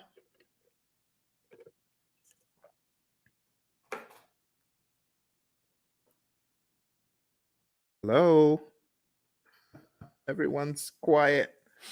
Okay, I don't bite. All right, so the artifacts I was looking for from the world of Agile is your product backlog, your sprint backlog, and your increment or PSI. In the world of predictive, I was expecting the baselines and the plans pretty much. They're possible artifacts. We could also say our burn charts are artifacts from the world of Agile and things such as that. There are other things we could include. All right, managed communications is the next one. Pretty much managed communications, the communication knowledge area, and then engage stakeholders pretty much the stakeholder management knowledge area that we've taken a look at. Okay. Don't forget, there's some really important stuff in the Agile Practice Guide as far as the incremental agile predictive iterative mantra, knowing when one is better than the other. So if there's a low degree of change, but there's a high frequency of delivery, it's incremental, stuff like that. This image is going to help you master. Again, know your Scrum, know your Scrum, know your Scrum inside out. Read the Scrum Guide. Make sure you go to scrumguides.org. As I recommended earlier, read it, go through it, go to Ken Schwaber's website, scrum.org, and make sure you take some of his Scrum basic assessments. They will really help you get very firm in Scrum. And don't forget the PMI's Agile Practice Guide, page 18, table 3-1. This is a table that you do, in my mind, absolutely need to know before your exam. And when it comes to the world of risk, just understand that risk can be positive or negative. Like in this image, we have, okay, the mouse gets the cheese. Well, that's a positive risk. Or the trap gets the mouse. Okay, it's a negative risk. But from whose perspective? From the perspective of the mouse.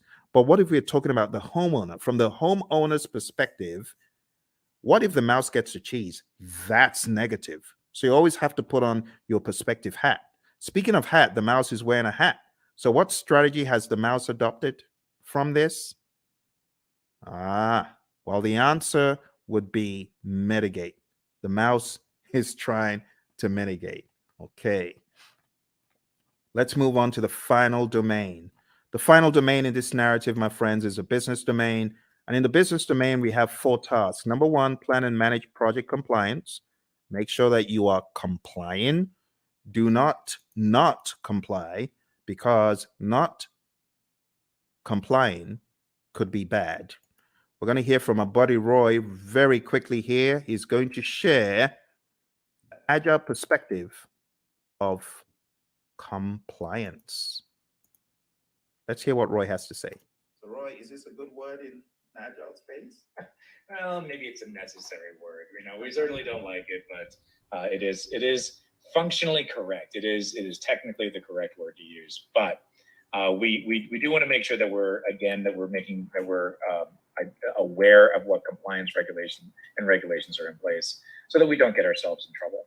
But I also want to stress that there are actually times when we might intentionally decide not to be in compliance. I've done a lot of work in the finance space, insurance space, and sometimes they're actually having those conversations of, okay, there's a new regulation that just came down the pike.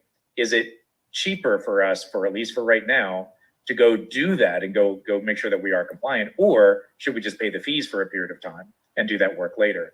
So those discussions they're valid discussions, especially when no one's being hurt. It's not about that. It's more about this regulation. We just can't get to it right now. It's going to cost us more to do it now versus later. So sometimes there's discussions happen, but those things are planned. They're understood. There are lots of discussions. Same basic needs, in an agile project as you would in a traditional project. It doesn't really change that much. But again, the difference is how we do it. We make sure that the teams are very aware of the compliance and regulatory needs, and that they understand them very clearly, so that we don't necessarily have to do reviews to identify compliance. We are encouraging the teams to be compliant always. That's a big difference. All right, good words from our buddy Roy. And like I said, if you want more of Roy and I's training coaching, going down to hpmexam.com, we have tens and tens of hours of both of us going back and forth talking about this stuff over and over again. You could go on to tinyurl.com/elite PMP. You'll be able to join the Udemy course where we have PMBOK 7. We just go to town on PMBOK 7, and you can watch all of those videos there. All right, moving on. Let's go back, and we're talking about business domain. Next thing is evaluate and deliver project benefits and value. So in the world of the PMI, they've become hypersensitive to the concept of benefits and value and outcome. It's no longer just about deliverable. Moving on to task 3, evaluate and address the external business environment changes for impact on scope. This is what a good product owner should be doing. A good product owner should always be scanning the boundaries and saying, what has changed in the environment? How does that affect our project? That needs to be the question. All right. as usual, I want to hear from my buddy Roy about environmental impacts. He always has such great wisdom to share. So let's listen to what my buddy Roy has to share. I hope the sound is coming across properly. It's a little bit different from Zoom's, this mechanism I'm using. So do let me know if you're able to hear the sound of Roy's voice. Let's listen. I'm glad they're talking about the backlog. That's a very positive change. Obviously, observing and monitoring and all that sort of thing is really not that much different than you would do. That's a business thing.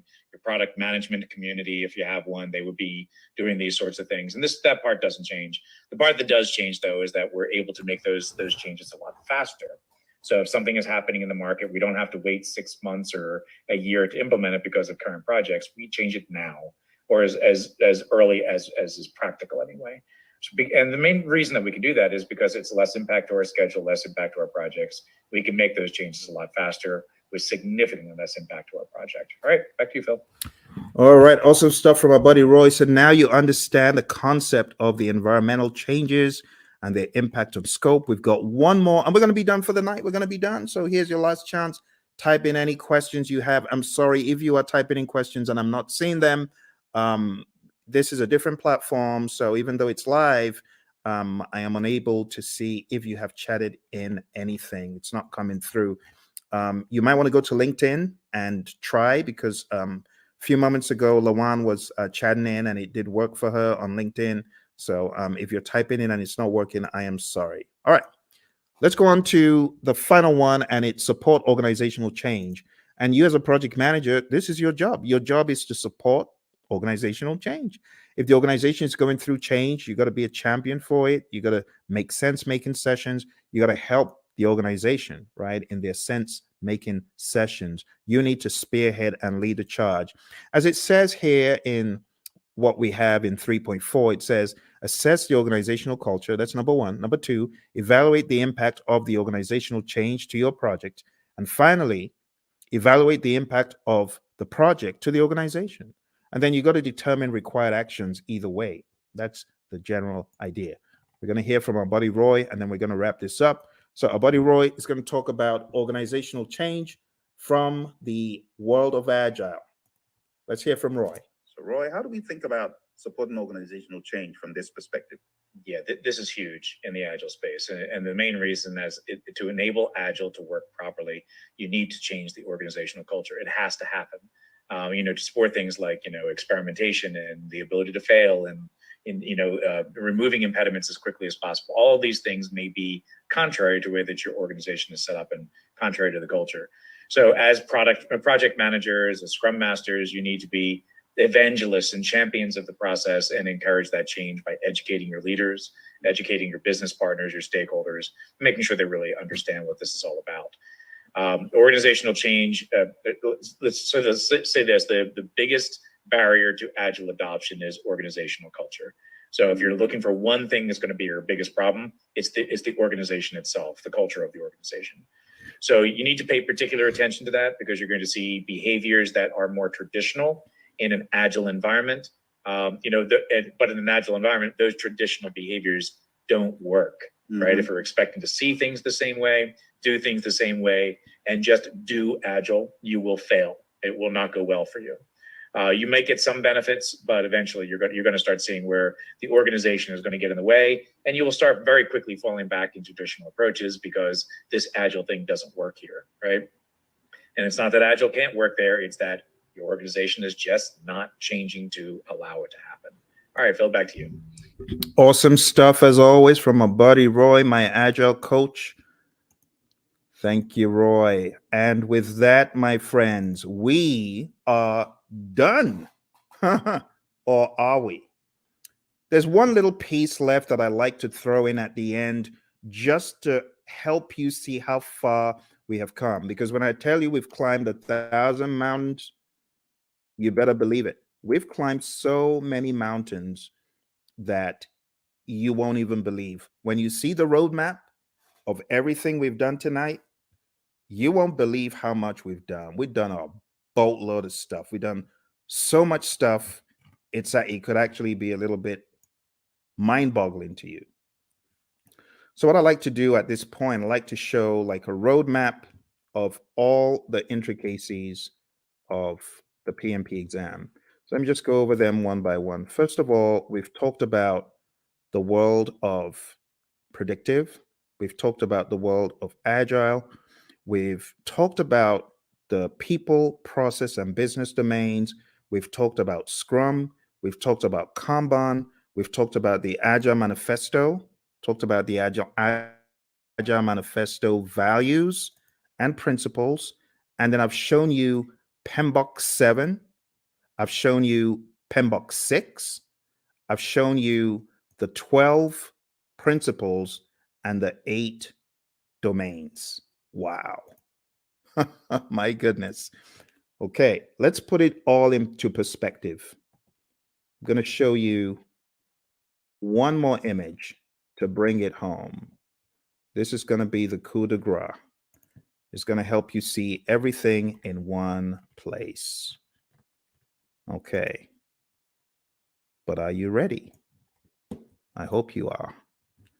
This is going to go pretty deep. Let's take a look. I call this the PMP mind map. PMP mind map. And this mind map encapsulates the entire journey.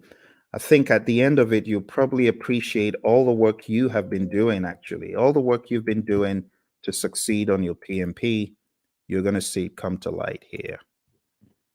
All right. Here we go.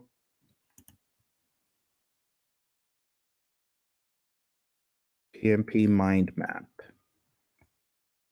You might have seen a video where I talked about this in the past, but it's always new because of the enormity of what we have done tonight. You ready? Okay. You take myself off the screen so that you can see it. All right. So we've talked about everything here in the world of Agile. See that? Let's zoom in. Agile. Talked about the manifesto, talked about servant leadership, talked about charters, and these are some other pages that you need to focus on. We talked about predictive, 5 process groups, 10 knowledge areas, 49 processes, talked about the principles and the domains, talked about the PMP exam content outline. Quick note on hybrid, if you haven't already read pages 26 to 30 in the Agile Practice Guide, you definitely want to. And then we talked about Scrum. We went through the 353, and then coming to a wider view, we've talked about integration, scope, schedule, cost, quality, resources, communication, risk, procurement, and stakeholder. We've talked about people, process, and business. And then we've talked about some auxiliary things. I told you about my experience on the exam. You got to manage your time. I told you definitely take it at a test center. I wouldn't advise taking it at home. Bad things happen to some people who take it at home. Some people are able to escape unscathed, but trust me, when it happens, when the flying monkeys come out, it's no fun. And I know a lot of people who have encountered the flying monkeys. Get enough sleep for your exam and definitely do a lot of scenario-based tests. If you haven't taken my 200-question test, which you can find, actually, I've got 2 200-question tests on YouTube. If you haven't taken them, I highly advise that you do. I'm going to put them in the chat. Do that. So, well, my friends, thank you very much for joining me. I appreciate it. You take care, and don't forget, check out all the links, hpmexam.com, tinyurl/elite PMP, and tinyurl.com/elite CAPM. All right? You take care. All the very best.